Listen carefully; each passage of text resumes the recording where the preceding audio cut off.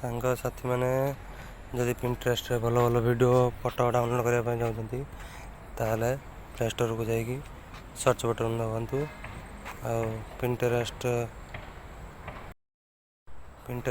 Search କରନ୍ତୁ ଆଉ ସେଠି ଇନଷ୍ଟଲ୍ କରନ୍ତୁ। ଏବେ ଆମର ଧୀରେ ଧୀରେ ଇନଷ୍ଟଲ୍ ହେଉଛି।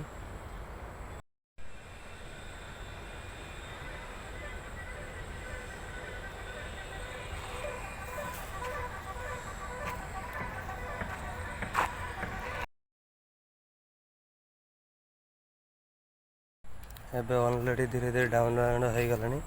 ଏବେ ଇନଷ୍ଟଲ୍ ହେଉଛି, ଟିକେ ଅପେକ୍ଷା କରିବା।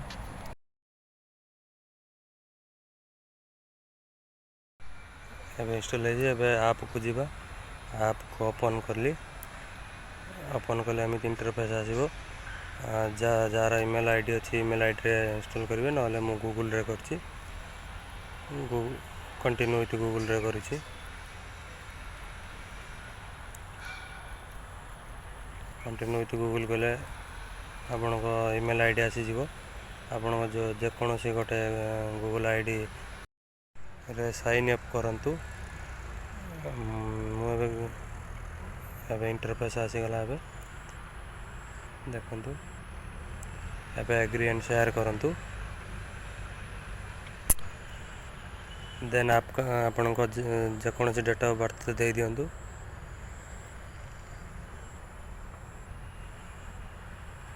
ମୁଁ ଦେଇଦେଲି ମୋ ଡେଟ୍ ଅଫ୍ ବାର୍ଥ। ଯେକୌଣସି ବି ଆପଣ ନିଜ ଡେଟ୍ ଅଫ୍ ବାର୍ଥ ଦିଅନ୍ତୁ। ଦେଇକି ନେକ୍ସଟ ଦବାନ୍ତୁ। ମେଲ୍ କି ଫିମେଲ୍ ଦିଅନ୍ତୁ। ତାପରେ ନିଜ କଣ୍ଟ୍ରି ଇଣ୍ଡିଆ ବୋଲି ନେକ୍ସଟ ଉପରେ କ୍ଲିକ୍ କରନ୍ତୁ। ଏବେ ଆସିଗଲା। ଆପଣଙ୍କୁ ଯେକୌଣସି ପ୍ରକାର ଫଟୋ କିମ୍ବା ଆର୍ଟ ପସନ୍ଦ ସେଗୁଡ଼ାକ କ୍ଲିକ୍ କରିପାରନ୍ତି।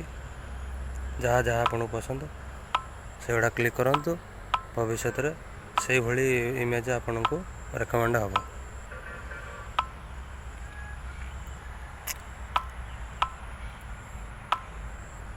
ମୁଁ ବହୁତ ସାରା ଦେଇଦେଲି, 10ରୁ 15ଟି ଫଟୋକୁ, ଯେଉଁଗୁଡ଼ିକ ମୋତେ ପସନ୍ଦ।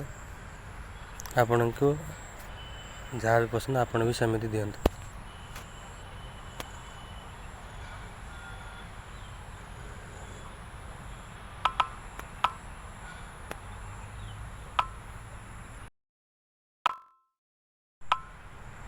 ଏବେ ନେକ୍ସଟ ଉପରେ କ୍ଲିକ୍ କରିବା।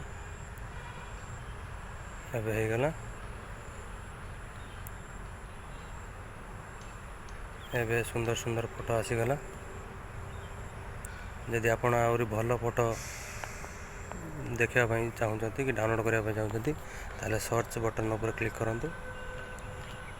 ତା'ର ସର୍ଚ୍ଚ ବଟନ୍ ଉପରେ ଆପଣଙ୍କ ଯାହା ବି ଫଟୋ ଦରକାର ତାହା ଟାଇପ୍ କରନ୍ତୁ। ମୁଁ ସପୋଜ୍ ଜଗନ୍ନାଥଙ୍କ ଫଟୋ ଟାଇପ୍ କରୁଛି।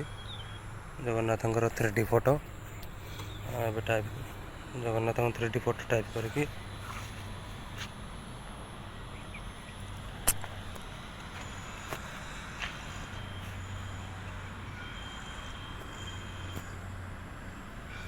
ଏବେ ଜଗନ୍ନାଥଙ୍କର ସୁନ୍ଦର ସୁନ୍ଦର ୱାଲ୍ପେପର୍ ଫଟୋ ସବୁ ଆସିଗଲା।